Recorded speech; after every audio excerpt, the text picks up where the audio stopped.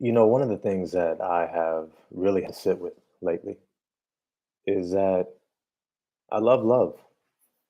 I love love. Um, I love feeling loved. I love being able to love others. I love being able to be in a relationship that feels reciprocal in this desire to show up for one another, to care for one another. Um, and when it feels good, it feels amazing. And love is not always defined as a romantic space. Um, there's a deep love that I have for my sister, for my best friend, who I call my brother. There are people in my life who have come along and been incredible in terms of inspiring me, making me feel like I could do absolutely anything in this world because I had them at my back. But when it comes to finding love in romantic relationships, that can be a challenge. And many times it's a challenge because how we have been taught to observe love is not necessarily always how love and the experience of being loved is best brought about.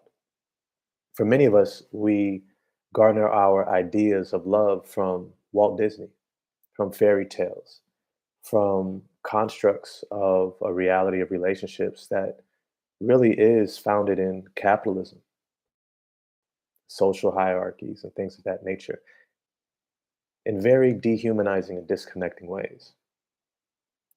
Very rarely do we come across ideas of love that actually start with a deep connection to oneself, to embracing what love is for ourselves. You see, I truly believe that it is out of the love that we have for ourselves that we will actually construct the relationships of love around us.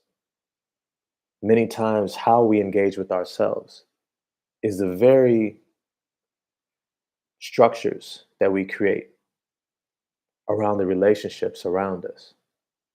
And so that's to say is those relationships that we're experiencing are a reflection of our own internal world and relationship that we have with ourselves. And so, how can we find a loving relationship if we have not learned to love ourselves first? Now, I love Bell Hooks. She wrote a book recently all about love. Not too recently, years ago, but fairly recent.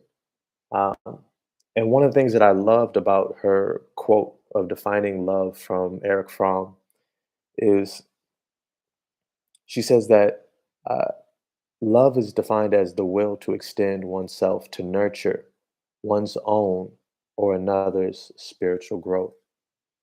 And what I loved about the framing of love as a nurturing of someone's spiritual growth is that it acknowledges the unique person that's in front of you. It acknowledges the unique person that you are. That as much as we are all these spiritual beings in this physical casing, having experience, we're each very unique. We're each individuals who have our own way of blossoming and blooming in this world. And to love one another looks like being committed to nurturing each other's growth in that area, in who we are. But many times this requires that we embrace and acknowledge our own unique growth and our own unique blossoming and what we have to offer this world as well, and what our spirit is here to bring. You see, most of our lives, we don't go to school to learn about ourselves. We don't go to school, rarely do we even go to church to learn about our own soul's purpose and what we are here to actualize in this world, what gift that we have to offer. Recently, I was sharing with someone. Uh, we were on a FaceTime, and I looked behind them and I saw a tree, and it was a date palm. And I said, "Well, that tree behind you is a date palm, but because it's not in the right climate, it's not going to bear dates. It's not going to bear fruit." And what I gave the analogy of is that certain things can grow in different climates, but to fully bloom, to fully produce what one is here to give, it has to be in the right environment. It has to have the right climate, the nutrients, and the soil composition, all these other elements to bloom. And for many of us, we've lived our lives withstanding life's rains and heat and cold and the snow and all these different things within our environment that might stymie our growth. And yet we've figured out a way to grow, but sometimes we don't necessarily accept and adopt those understandings of what it means for me to grow as I navigate my life, especially in terms of relationships. And so that's to say that sometimes we enter into relationships that don't necessarily have what we are needing for our growth. And I want to emphasize that we are needing, that I'm needing, because what I'm needing might be different than what you're needing. I might have something to offer you that allows you to continue to blossom and to grow. It doesn't mean that you have that to offer me. And if I'm not aware of what I need, I can accidentally assume that because someone is receiving from me, that I can receive from them. It becomes imperative then that I understand and have a deep understanding of what it means to love myself, of what it means to cultivate my growth, what it means to actualize and bear the fruit that I am meant to bring this world and my gifts and what I have to offer. But it starts with my understanding of me. It starts with my awareness. And it's through that that I can then enter into relationship with someone else and say, I would like to offer what I have. And I see that what you potentially have is something that I need, something that can help me to grow and bloom in this world. What's interesting is that when we think about plants and trees and how they many times connect with their roots underground, not every plant and tree connects with its roots in the same way or distributes and gives the same thing. Some plants and trees and within their roots, they're going to give particular things or they can give particular things to certain extents. And many times it complements. But those trees, many times you find this in forests, those trees that are deeply connected within their roots have a very similar composition of what they're needing and requiring.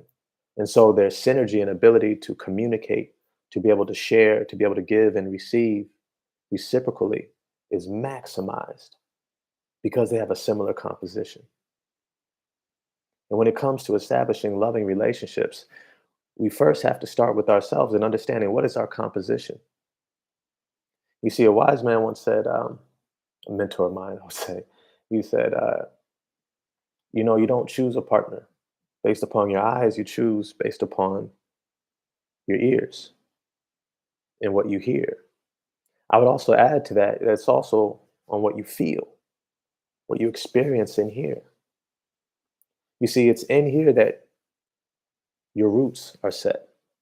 It's in here that you have that deep knowing and understanding and connection to your journey and what you've been through and what it's taken for you to come up out of the soil and to grow and to begin to thrive. And as you're looking to partner, it is in that knowing and what you feel and what you're hearing and observing from someone else that you recognize, oh, there's something that you have also that I've needed that you can add to, that we can reciprocally give back and forth. You see, this is what it looks like to be intentional about loving ourselves and one another. That as I begin to love and embrace myself, it opens up my capacity to love and embrace someone else. It opens up my capacity and ability to connect with someone else. But it starts inside of here. It starts here. And so as you look to continue to cultivate your relationships, remember that it will only go as far as you've gone inside of you. To the extent to which you love yourself is the extent to which you can receive and also structure a relationship to reciprocate the love that you're needing. I hope this helped. Did put a comment. Definitely love to have a conversation more. And let me know what other type of content you'd like to receive. I'll talk to you later. Peace.